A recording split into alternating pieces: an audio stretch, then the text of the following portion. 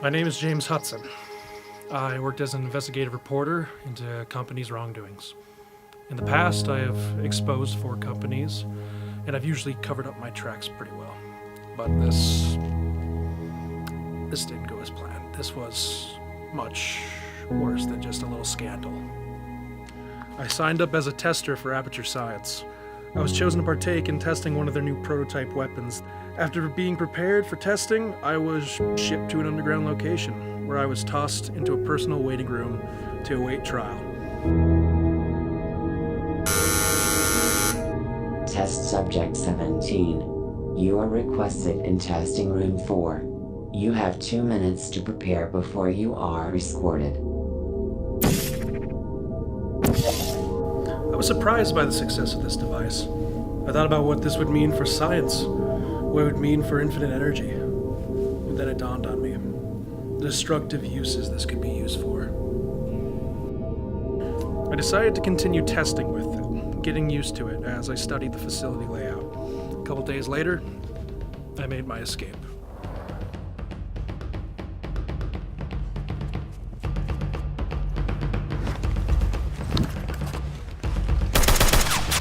Don't shoot him.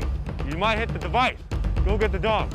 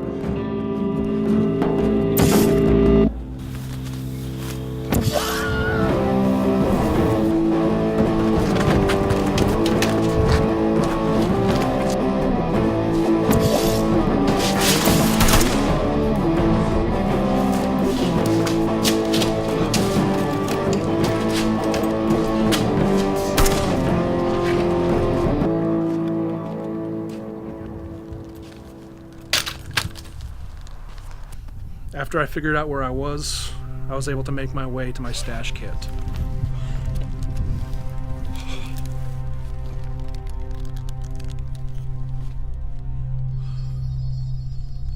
I knew I still had the tracker on my ankle. I knew they'd be sending another group after me. I planned for it.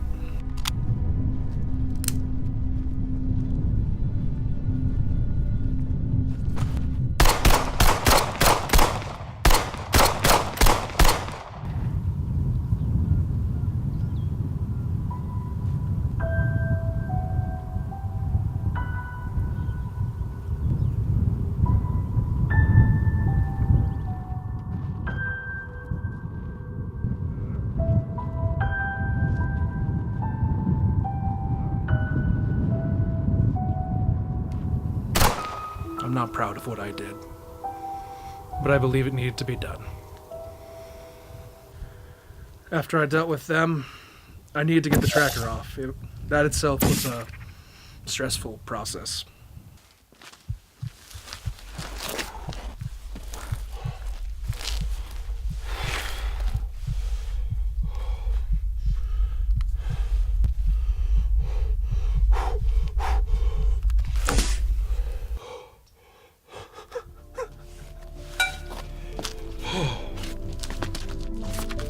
planning on sending this footage out to news outlets.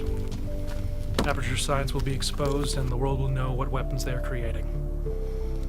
Right now, with the prototype that I have grabbed, I'm gonna hide it.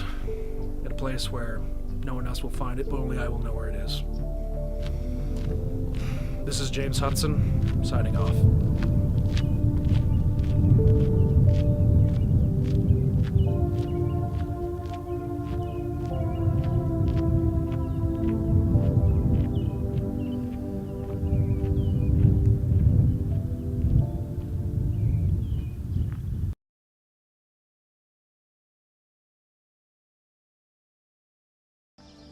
The one constant through all the years, Ray, has been baseball. America has rolled by like an army of steamrollers. It's been erased like a blackboard, rebuilt and erased again. But baseball has marked the time. It reminds us of all that once was good, and it could be again. For many Major League Baseball players in the show, their journey starts here, at their local diamond. This is my local diamond in Wilmer, Minnesota. I grew up right down the road. It wasn't all that long ago you'd find me behind home plate or roaming the outfield. But just as the journey and the dream starts here, for some, that journey takes them to the Northwoods. It takes them to Baker Field at Bilton Stadium, home of the Wilmer Stingers. The Stingers are a part of the Northwoods League, a collegiate woodbat league that was founded in 1992. The Stingers came into the league in 2010 when co-owners Mark Jerzak and Ryan Voss wanted to take their careers in the league to the next level. Yeah, no, it seemed to be the natural progression. We had worked for 10, 11 years as general managers in the league, and this was the next step for us, was to purchase a franchise and look at which community that we would, put a Northwoods League franchise. And Wilmer obviously had a beautiful ballpark, and when I was in Alexandria, we played the Alexandria Beetles versus the Mankato Moondogs at the facility, so I was familiar with the city and the ballpark, and so that kind of lent itself to putting a franchise here. We're both general managers, now vice presidents for the Brainerd team as well as the St. Cloud team, and we said, hey, we can continue to work both these teams, or hey, let's take the leap of faith and try to purchase a franchise on our own and be owner-operators of a new franchise in the Northwoods League. When Voss and Jerzak brought the Stingers into the league in 2010, the league only had 14 teams. Since then, 8 teams have been added, bringing the total to 22. The league brings the best collegiate and high school talent from across the country, which makes the list of alumni an impressive one. Former MLB Cy Young winners Chris Sale and Max Scherzer are both alumni of the Northwoods League. The Stingers have had their fair share of players drafted to the MLB, but the 2017 season was the first year that saw Stingers players make their debuts in the majors. Stephen Brault of the Pittsburgh Pirates, Jacob Barnes of the Milwaukee Brewers, and Hunter Dozier of the Kansas City Royals all got tastes of the show that year. Our first major leaguer who's still in the big leagues with the Milwaukee Brewers is one of 3 guys currently that are wearing the major league uniform. And Jacob was here, and I remember in 2010 when we first started, somebody had an opportunity. He would maybe get a chance down the road to get that big league call, which is kind of cool because people got to see him pitch in 2010, and here he is now, and you flip on the TV and you can watch Jacob Barnes in the major leagues. Players come from near and far to play in Wilmer, and when they arrive, they are met by their host families. Host families play an integral role in the success of a Northwoods League franchise. So being a host family for the Wilmer Stingers, you kind of need to have the right heart. It's not about what kind of a home you have, or it's more or less you have a willingness to open not only your home but your heart. People care about these boys. They've invested time and energy into them. Take, for example, Andre Wheeler, a hard-throwing left-handed specialist out of Texas Tech. This soft-spoken Texan boy, with dreams of playing in the pros, came to Wilmer with little eyes on him. It was great, man. I really liked the format of the league. I liked all of my teammates. It really prepared me to play minor league baseball because you're playing every single day. You're taking bus trips, across the state to go play other teams. So it kind of gives you a good grasp on, the grind of baseball. When Dre left Wilmer, he had caught the attention of MLB scouts, which led him to be drafted in the 15th round of the 2013 MLB draft by the Chicago White Sox. Yeah, I mean, it was great. You know, the White Sox saw something in me, and, you know, I was just fortunate they gave me the opportunity. It isn't just players who are trying to further their career after the Wilmer Stingers. Assistant General Manager Andy Ogdahl is one of these stories. Yeah, I interned with the Stingers back in 2012. Right out of college, it was my first kind of intro to sports. Had the opportunity to work for the Wilmer Stingers here as an intern. And then after that, I was able to take that internship and be hired full-time as the assistant GM. After his time with Wilmer, Andy went on to work in the USHL for the Tri-City Storm, then in the AHL for the Iowa Wild. But it was the front office camaraderie that brought him back to Wilmer. Yeah, you know, I think that's the one thing that really drew me back to Wilmer was the guys that run this team. Those guys have been my mentors. You know, they're the ones who I learned from. I learned everything I know basically from them when I got my other positions in hockey. And that's, like I said, ultimately what drove me back is the atmosphere, the environment that they create for their staff, for the fans. Wilmer's very passionate about the Stingers, and it's because of the hard work and effort that they put into it every single day. As the 10th season of Stingers baseball approaches, Jerzak and Voss know that the team has been lucky to have such a great relationship with the city of Wilmer. Wilmer really, the community is what's made this team, and the support they've given it is pretty awesome. And so, you know, we're in the smallest market, but however, there's a lot of pride for the Wilmer Stingers in the community. You know, how often, you know, we hosted a Stingers player one year, now is playing in the pros. And how often can you have someone actually spend a summer with you, interact with your children and grandchildren, that's going to be a Major League Baseball player? It's good entertainment. It's good baseball. The kids are sincere that are playing baseball. I think the commercial nature of the league and how everybody's bought into it, and you see your friends and neighbors, the special events they have, the fun events they have. You know, if you go to a Stingers game, you don't have fun, that's your own fault. It's such a fun family activity for people to go to, all ages. When you look at the people that are in the stands, when you think about 1,000 people a night that are at a Stingers game, and you think, what did all these people do before for 35 nights out of the summer? Wilmer's success starts at the top down, from the front office to the interns, to the game day staff, to the host families and players. It all culminates in one thing.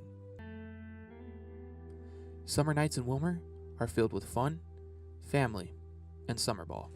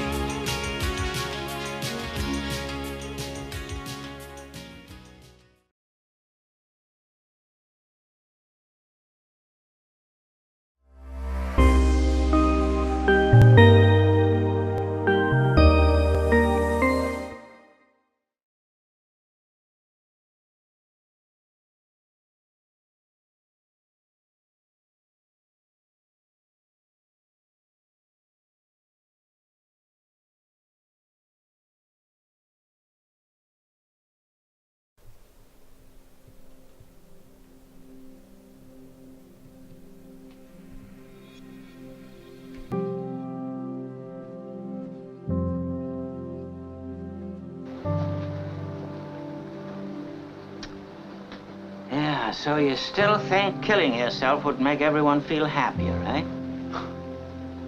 Oh, I don't know. I guess you're right. I suppose it'd been better if I'd never been born at all.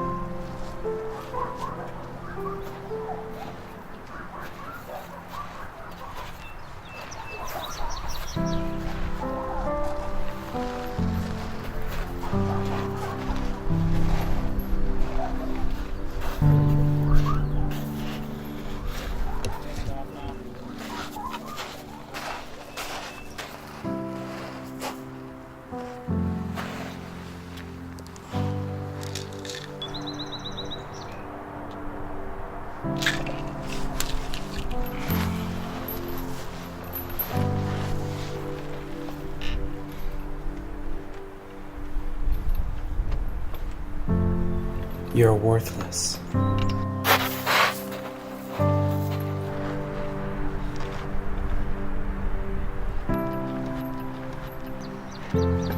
You are the reason for your friend's suffering. You can't do anything right. Maybe you should just kill yourself and do the world a favor.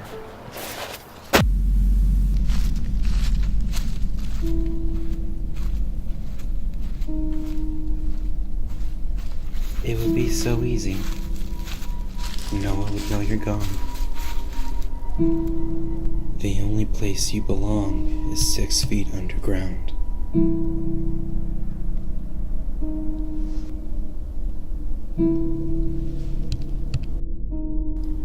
Kill yourself.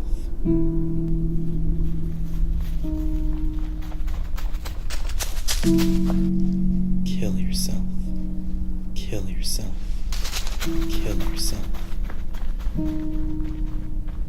There is no running from this. Just lay down and die.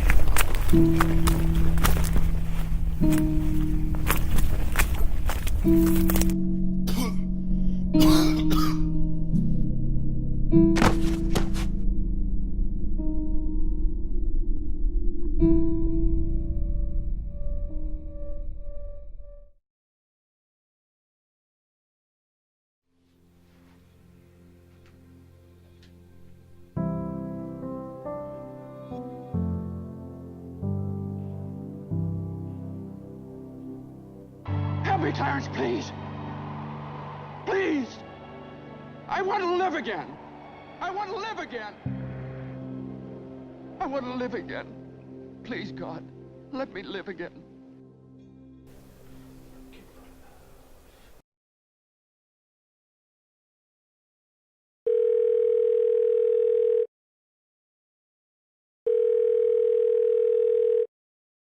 Hey, it's me. It's been a while. Yeah, I'm fine. I just think I need some help.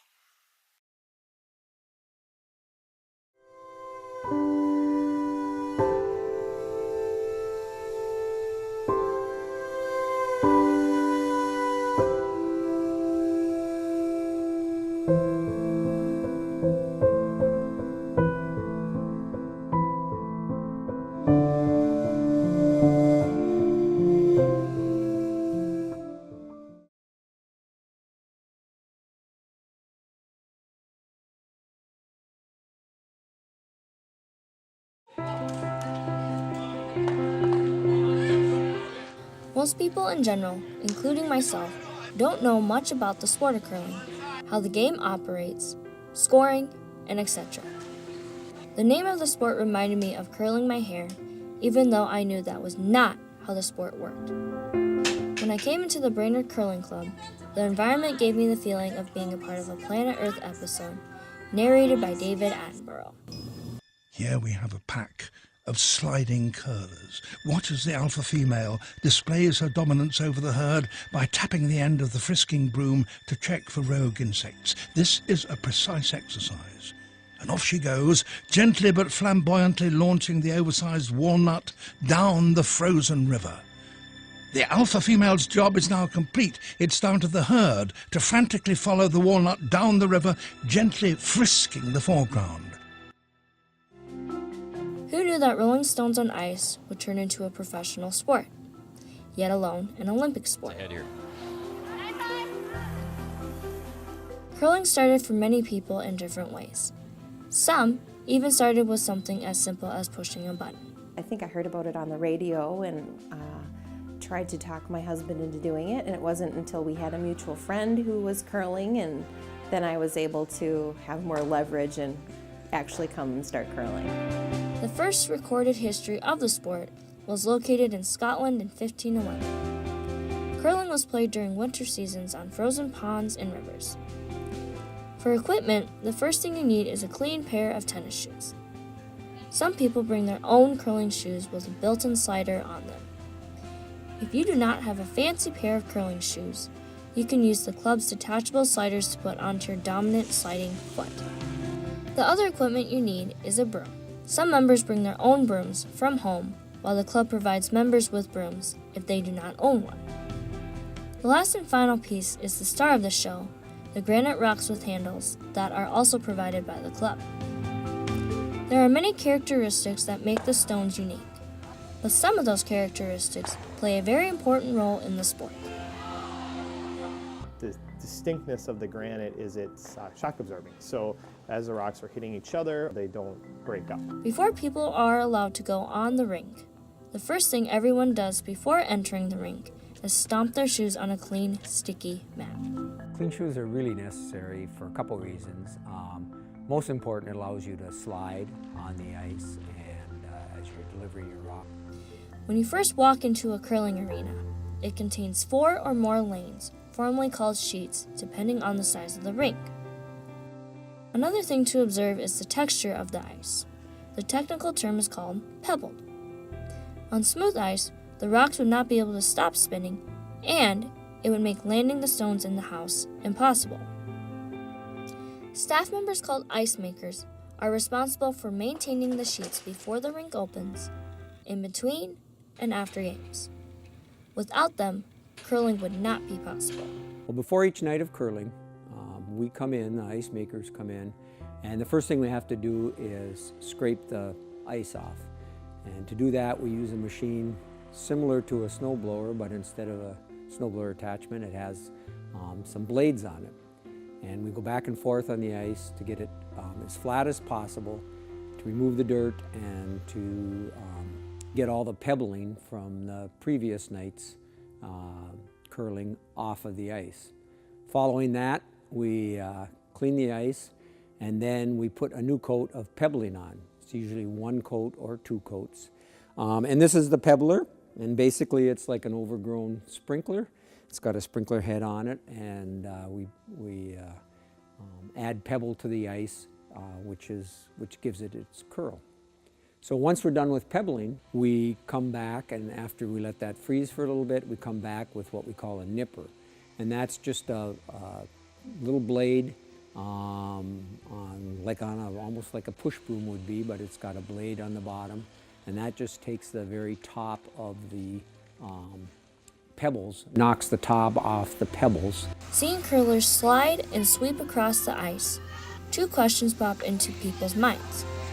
Why do they slide when the rocks are thrown, and why do people sweep? You want to gracefully try and transition from the hack position into the slide, and then just hold that so you're just thinking about your aim and the weight, and so as little movement as possible. Sliding is the process of when a person delivers the rock after taking off from the hack. Sweeping is the other procedure that makes people more curious about curling, but most don't know exactly why this is done. Sweeping will make the stone go further and straighter. We usually tell people on our ice you can extend a shot by anywhere from 4 to 6 feet. And curling being a game of inches, trying to get to the closest to the middle, if you can affect a shot by feet in a game of inches, that becomes very important. Curling is a simple game that is played between 2 teams of 4 players who alternate sliding 8 red and yellow handled stones across a sheet of ice towards the house. Keeping track of your score is important to determine who wins or loses. For some, understanding scoring is as simple as 1, 2, and 3. For others, it may not be so easy to understand the scoring method. Don't overcomplicate it. I think a lot of people look at the scoreboard relating it to a baseball scoreboard where you have what was scored in individual innings, and then you also need to have the total score at the end. Curling, we're lazy, and so we just do it all with one tile. You hang that up there, that tells you what the score of the game is and when the score was made and who got it. Curling is more than a hobby or sport. It's a place to call home. It's a place where lifelong friendships are created. And it's a lifestyle. You're constantly trying to support other clubs by attending their bonspiels and participating in, your state and local events as well. Most of the time, curling is a serious sport. Sometimes, at the Brainerd Curling Club, seeing people wear funky leggings and team jackets made me see a fun side and also see a family-like perspective to this sport.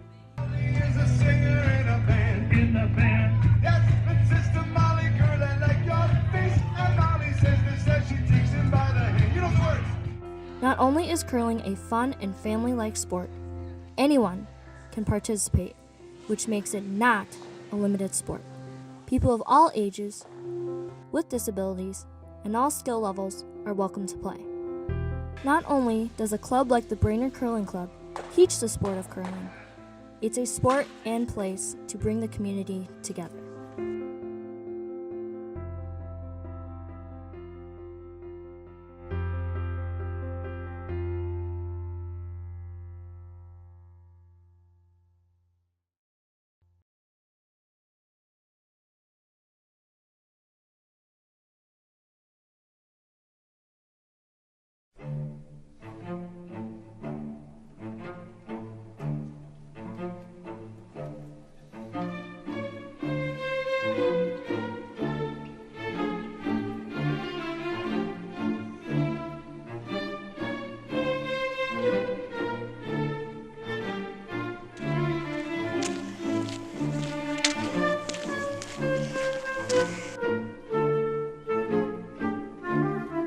Heavy snow has shut down major highways, grounded flights, and stranded travelers.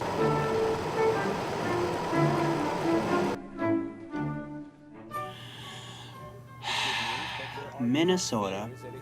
It's truly a wonder I still love this place deep in my heart. Neither was this Minnesota state trooper as he tried to direct traffic around a jackknifed semi-trailer. The wintry Truly a wonder. But just because I love this place, that doesn't mean there aren't other places I want to go. Here in Watertown, we met Ron. Oh man, I always wanted to travel, even as a kid. I knew a lot of classmates who traveled, some to places like New York, California, Florida, Oregon, Mexico. Hell, I even had a classmate who traveled to Vietnam.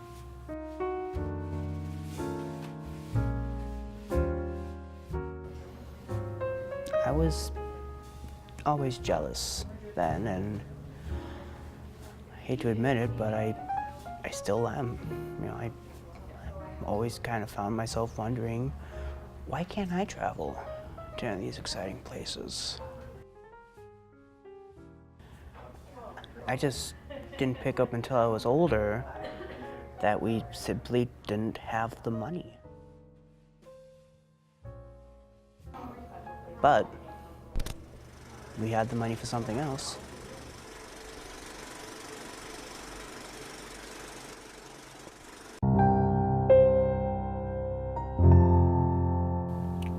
The movies.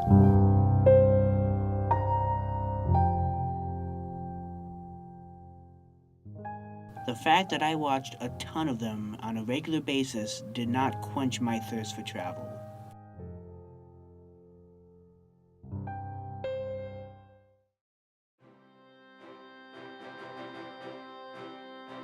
Man, Indiana Jones was my hero.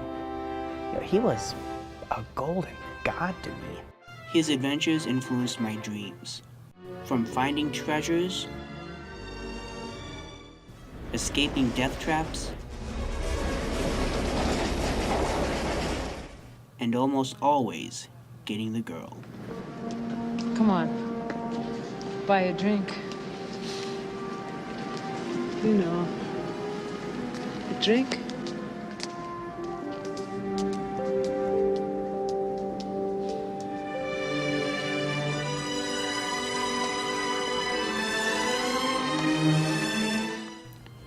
Of course, nowadays, I realize I get my ass handed to me most of the time.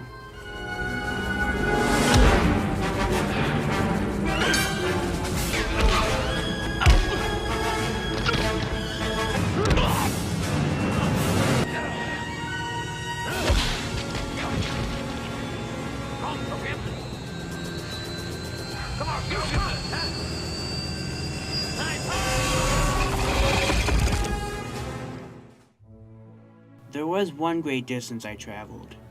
Sure enough, it was the location of another great film. For a freshman class trip in high school, we traveled across South Dakota. We were there to see Mount Rushmore, but what I remember most were the Badlands, the prairies, the Black Hills. It was just as beautiful as Dances with Wolves promised it would be. Now, as much as I love movies, something much more important came into my life when I was 16.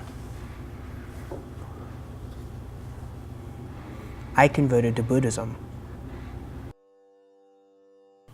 I fell in love with the messages and morals of the Buddha's teachings. And it only fueled my desire to travel even more, to go on a Buddhist pilgrimage, to see where the Buddha gave his first teachings, where he was born, where he died, to bring me close to the Buddha and his teachings. As time went by, my love of film grew, and before long, I aspired to be a filmmaker.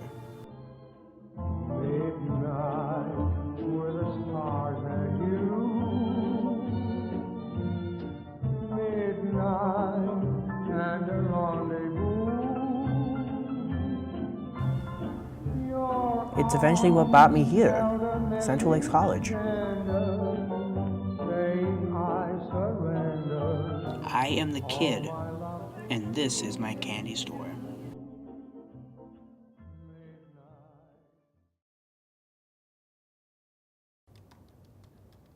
After a while, though, I became less than content.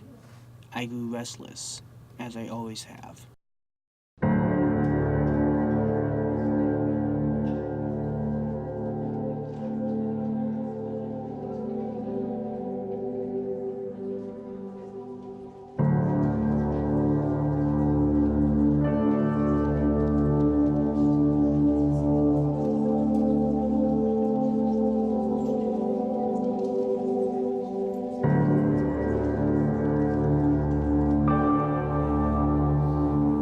So, yeah, I'm going to be doing the Global Studies Certificate next year. Who knows how it'll help me, but I know this.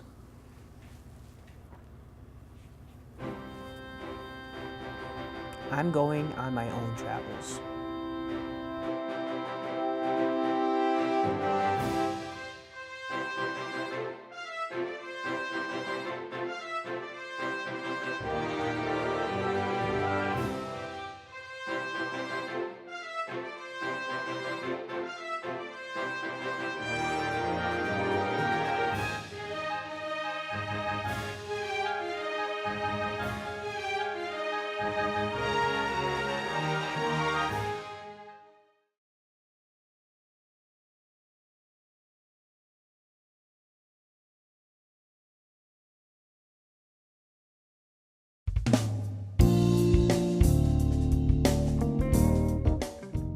I have a very close relationship with my AVID students. The students that are in the AVID program are in it for 4 years, and they loop with the same group of students and teacher.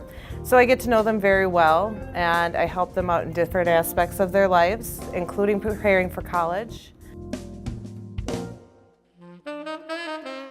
When you're in high school, you're not really thinking about the college process, so like AVID helps you to start thinking about the college process and then like applying to schools, applying for like financial aid, so like your loan, stuff like that. So those are some of the things that AVID does help with. The skills that transferred for me the most from AVID was probably note taking and organization, like learning how to do it independently and finding my own systems that work for me in college and how to stay organized and time management skills. I still take Cornell notes every day. I still write in my planner, especially when something is due or if I have an exam.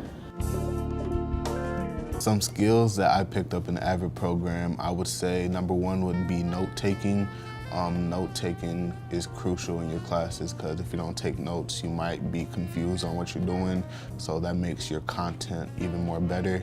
Outside of the classroom, I felt that AVID helped me because, Our class was a specific AAMI, so it was like an African American male initiative. So like I just felt that being an Avid, you know, we all was kind of held to a certain standard in the city of St. Paul, like where it's not that we're like better than anybody, but like we're a part of a all men's class and probably like the second class at Central.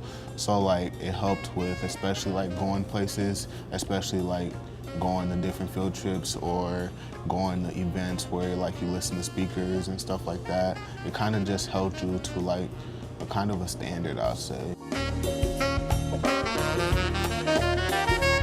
AAMI Avid was an African American male initiative, and it was different because it was more people like me. It was for African American males specifically versus just low income or minority students, and we kind of identified with each other more, and it was more like social support. We could help each other and bring each other up, and we know what we went through and all kind of went through the same things and knew each other and understood each other so we could help each other.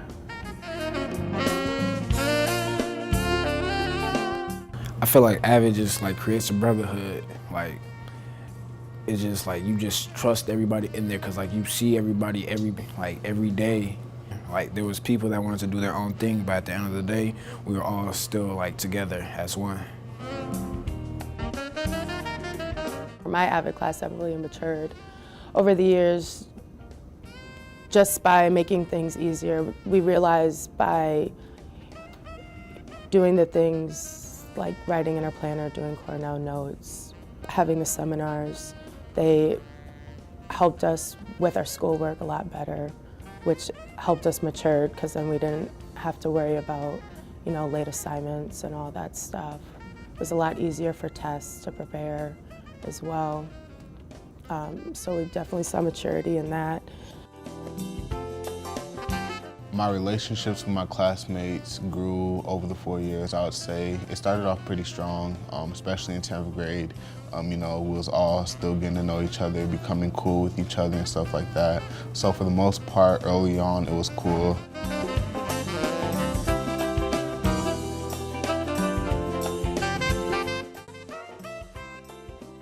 We all got rewarded, you know, it was close to graduation, so we went to Sky Zone. So Sky Zone's like an indoor trampoline place, so kind of fun, you know, being with your friends, playing dodgeball, jumping around, stuff like that.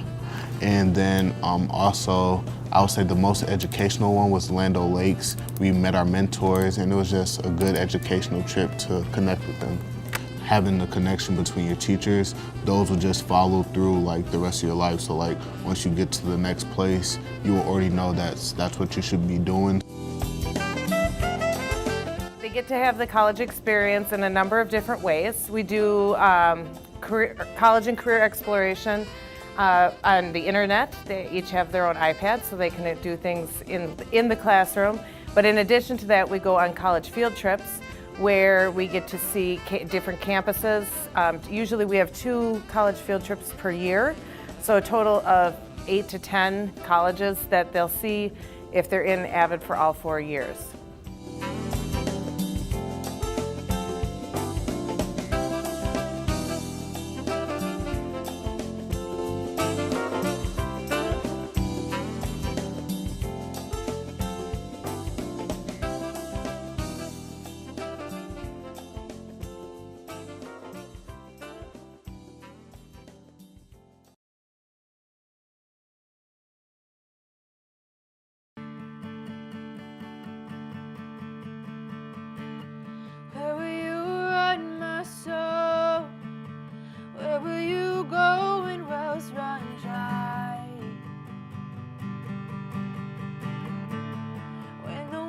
Starts to blow, how you gonna keep this flame alive?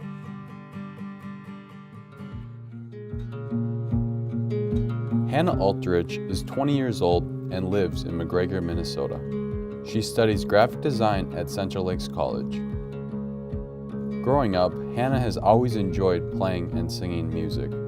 She also loves to paint. On her free time, you can catch her with her friends, having a good laugh. Anyone that knows Hannah knows that she is filled with joy. From the outside, she might look like a typical student, but there is a lot more to her story. Since the day she could walk practically, she loved music. Her dad would play guitar all the time, and she would go up and strum on the strings and play along with him, and she loved to dance when he was playing and singing, and she just found joy in singing.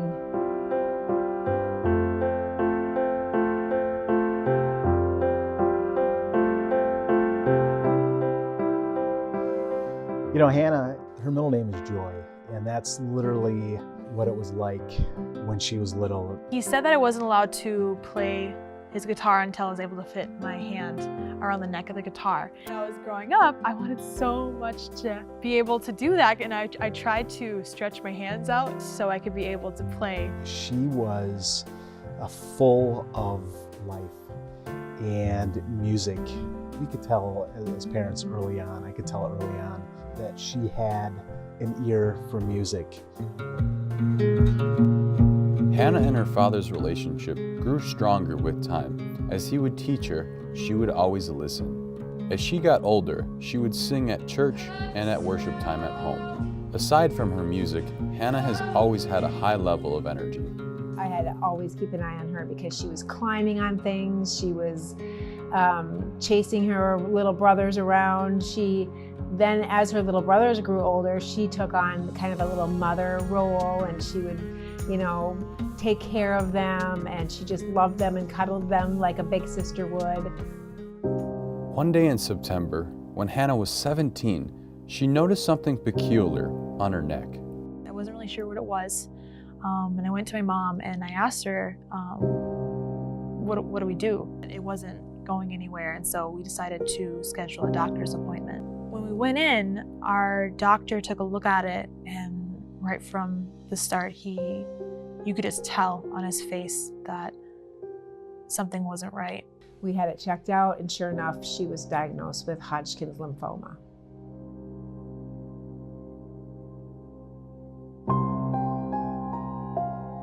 My family on my side has had a lot of cancer. I've lost many family members from it. For my daughter to have it, Hannah, it struck a chord. After that, it was a complete whirlwind. It was very scary as a parent, as a family. I remember coming home and telling the kids what was going on, and we were all in tears. We were scared at first, but Hannah just kind of seemed to be like, I think this is going to be okay. I think everybody's going to be okay. The next weeks, we found out that she was going to have to go through a minimum of 3 rounds of chemotherapy. I was very weak, and I wasn't able to fight off any germs or any sickness. Over the next 3 months, we had to watch her be hooked up to these machines, and that made her very sick. When Hannah was in the hospital, one of her friends dropped off a gift for her, and she realized in that moment, I have cancer. I'm in a hospital bed right now. And I just remember I held on to the gift, and I just started crying. She's 17 years old. She's coming into her own. And she's hit with this potentially terminal disease. And she's having to grow up really fast. I was really excited when I went to the hospital and saw that they had a music therapy program, and that they would be working with Hannah to teach her how she could even write her own music, and she wouldn't really have anything to do, but she could play her music. There was an actual music specialist there, and she would come in and show Hannah a couple different instruments. This woman helped her to put it to music and then record it.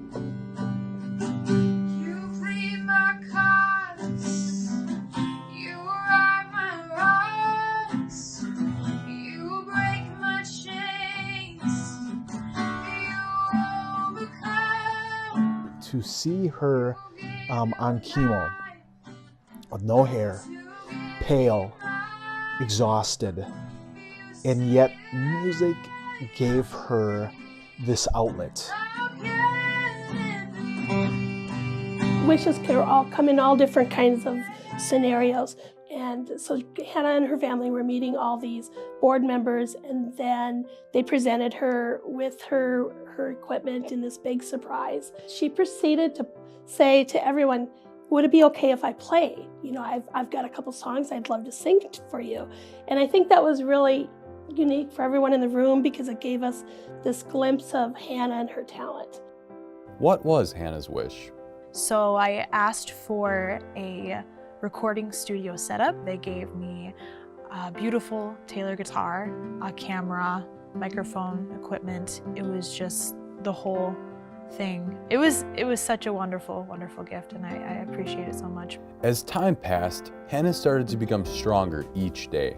Not only physically, but psychologically as well, taking it day by day as her and her family prayed for her. Finally, the day that everyone has been waiting for. I go see the doctor and he said, great news.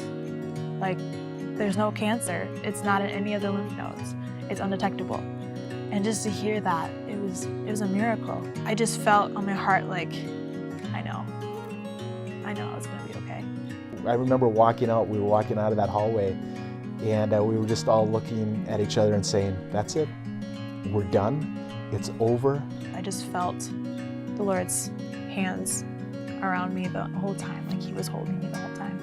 I really think during that whole experience, I was really strengthened. I don't see as myself suffering, but I see as in a way that I was becoming stronger. Even at the beginning, Hannah never gave up. She kept her head high and her guitar higher. Music helped her get lost and forget about the pain. Hannah is a wonderful example about how you should never give up when defeat is near. Music was always a way to help me get through anything. It was kind of a peace that was brought. Hannah's future plans are to look for a graphic design job and continue music. Whatever happens next is up to fate.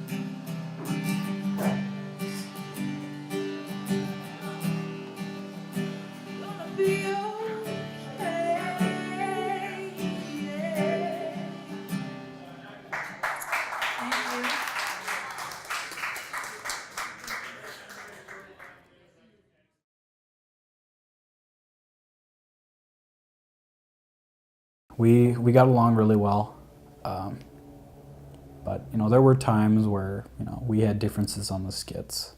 To begin with, it was great, and then that second or third episode, it all went south. We got along for the most part. There were tough times. They were mostly tough times. The dog skit was definitely the best one, and never got the chance to shine, didn't.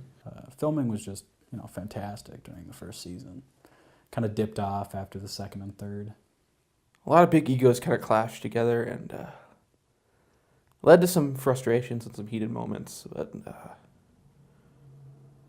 overall it was good. Matt, he was the best of us. He was there for all of us, but sadly he joined the Army, and that's what it all changed for him. I mean, he got hit by an artillery shell and it killed him immediately, but our lives just changed after that. Who's Matt Stone? Matt got really into the 60s. There's a few things that would have to happen for us to get back together. I mean, we had a few ideas for a couple movies. Ben's been really pushing another Christmas album, but we've had some good scripts for movies and continuing off of TV shows, but just at the current state, I don't think we're anywhere close to getting back together.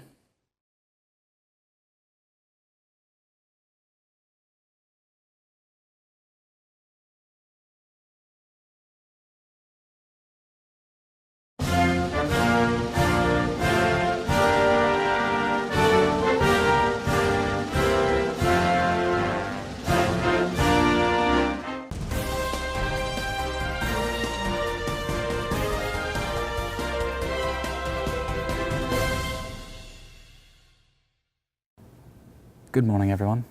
I'm Nan Finn Bilter. Today in World News, nothing happened. Thank you, and good night.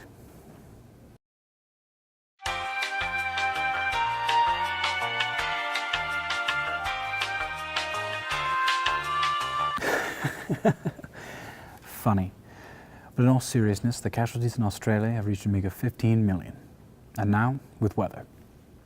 So I want it to be a cold cut combo with mayo, hold the green peppers, add onions, and then throw in some black pepper. Just hold on. And then when you're done with that, ask them to re-toast it because I like it extra crispy. And if anybody gives you any hassle, tell them I know Pete. Thank you. And now on to healthcare, where patient stabbings have risen 140%. Hi. Hey, what can I do for you? I'd like to check in. All right. So do me a favor, take a look over that. It's front, middle, and back sides. Take your time, fill out those questions to their entirety. Right there on question 7B, I just want you to consider this. How many aunts do you have currently alive? Okay. So, of those aunts, how many have been bitten by a Yorkshire Terrier? Okay. Okay. Give me 1 second here. We did have a revision on that last document. Which side is your dominant? Left or right? Right? It's not like... Right. Your right side? Right, yeah. Okay. So how long has your right side been dominating your left side? My whole life? So, have you been a lifelong candidate for domestic violence? What? You assaulting yourself. I came in for a flu shot. You're here for a flu shot? Yeah. Why didn't you just say so?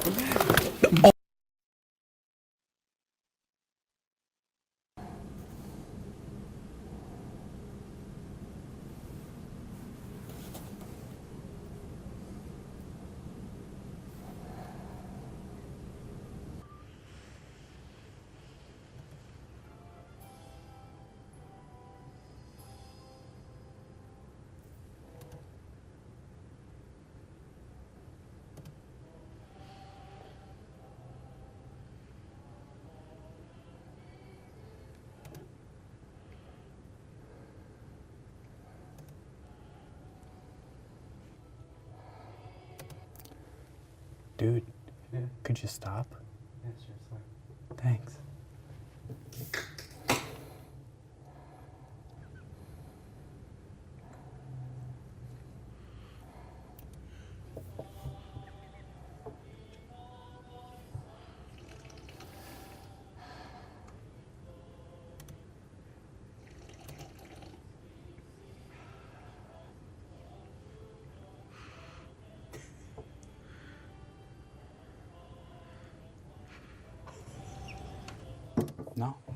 No.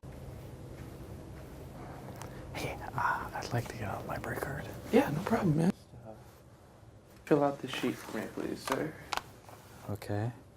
Gotta love knowledge, right? Oh yeah, got us to the moon. It did indeed. Okay, thank you. Yeah, so, now I just need you to read this book. It's about proper library card usage. Okay. Hey, sir, where are you going? I'm reading the book. You need a library card. Then can I get a library card? Yeah, sure, just fill out the form. Oh, wait, you did already. Yeah. So you just gotta read this book. Okay. Sir, you can't leave the desk. How do I get the library card? So, sir, there's a very strict process to this. People have been mistreating our books, and the only way that we can ensure that you'll take care of our books is if you take care of the library card that we give you. Now, have you read the book? Yeah, I read the book. Really? Yeah. Okay, well, yeah, here's your library card, sir. Okay, thank you. Oh, hang on. What? It is a week-long waiting process before you can check out a book. No. Have a good day.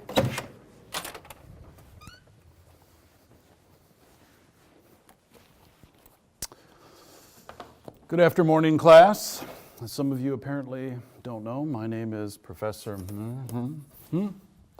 I've graded your midterm essays, and they were delightful. One of you drew a picture of a butt. Thank you, Timothy. One of you obviously copied a whole Wikipedia article for your paper. Jonathan, do you have anything to say about that?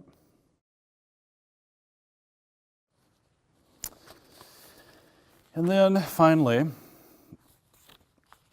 Jason, you had a really creative paper.